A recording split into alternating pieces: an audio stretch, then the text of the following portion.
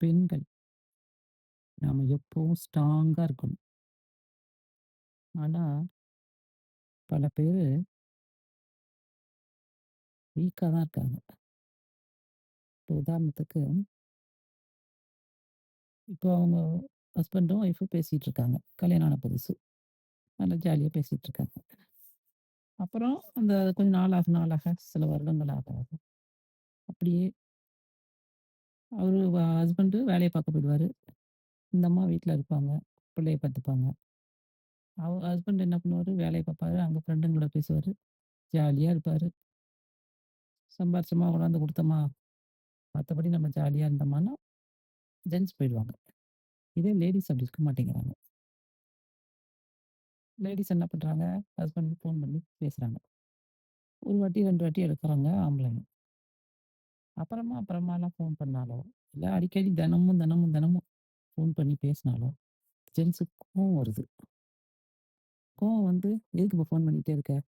நான் வேலையா இருக்கேன்ல வையி, அப்புறம் பேசு" அப்படின்னு சொல்றாங்க. அப்புறம் அப்புறம் கொஞ்ச நேரம் கழிச்சு பேசினா, "உப்புக்கு என்னான்னு சொல்லு" அப்படிங்கிறாங்க. அவங்களுக்கு எல்லாம் கொஞ்ச நாள் தான் ஒய்ஃபு. அப்புறமா ஃப்ரெண்டு, பணம் அப்படியே என்ன சம்பாதிக்கிறது, ஃப்ரெண்டோட சுத்துறது, இதில தான் அவங்களுக்கு இன்ட்ரெஸ்ட் இருக்கு. ஆனா, லேடீஸுங்க புருஷன் மேல ஓவர் பாசம் வைக்க வேண்டியது. பாசம் வச்சுட்டு, திரும்ப அதே அளவுக்கு பாசத்த புருஷன்ட்ட எதிர்பார்க்க வேண்டியது. இதே ஜென்ஸு குடுக்கவே மாட்டாங்க. அவங்களுக்கு ஒரு லிமிட் இருக்கு. அவ்வளோதான். கல்யாணம் பண்ணி கொஞ்ச நாளைக்கு கூடவே சுத்துவாங்க. லேடீஸ விட அதிகமா சுத்துவாங்க. அப்புறம் நாளாக சலிச்சு போய் ஏதோ ஒப்புக்கு பேசுவாங்க, மதிக்க மாட்டாங்க. ஆனா, லேடீஸ் அப்படி இல்லாம திரும்ப "நீ ஏன் என்ட்ட பாசமா இல்ல? நீ ஏன் என்ட்ட முன்ன மாரி இல்ல? ஏன் இப்படிலாம் நடந்துக்கிற?" அப்படின்னு அப்படியே மனசுக்குள்ளேயே வச்சு புழுங்குறாங்க. அந்த மாரி இருக்கவே கூடாது. நான் என்ன சொல்றேன், ஆம்பளைங்க வெளில போய் சம்பாதிக்கிறாங்களா, ஃப்ரெண்டோட சுத்துறாங்களா, ஜாலியா இருக்கிறாங்களா, அதே மாரி நீங்க இருங்க. நீங்க ஒரு 10 ஃப்ரெண்ட புடிச்சு வச்சுக்கோங்க. நீங்க ஜாலியா போங்க. புள்ளையும் பாத்துக்கங்க. அது பெண்கள் மாரி ஆண்களால பிள்ளைங்கள பாத்துக்கவே முடியாது. நம்ம தான் பாத்தாகணும். பிள்ளைங்களையும் பாத்துக்கங்க. உங்களுக்கு புடிச்ச வேலைய செய்யுங்க. உங்க ஃப்ரெண்டு கூட நல்லா ஜாலியா ஸ்பெண்ட் பண்ணுங்க.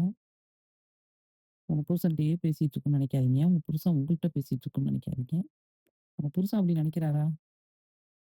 நெனைக்கல. அப்புறம் ஏன் நீங்க மட்டும் அப்படி நெனைக்கிறீங்க? என்னைக்குமே அன்ப குடுக்கணுமே ஒழிய, அன்ப எதிர்பார்த்து வாழவே கூடாது. அன்னை தெரசா அப்படி இருந்தாங்க. அன்ப குடுத்துக்கிட்டே இருப்பாங்க. அன்ப யார்ட்டயும் எதிர்பார்க்க மாட்டாங்க. அன்ப எதிர்பார்க்கிறது பிச்சை எடுக்கிறதுக்கு சமம்.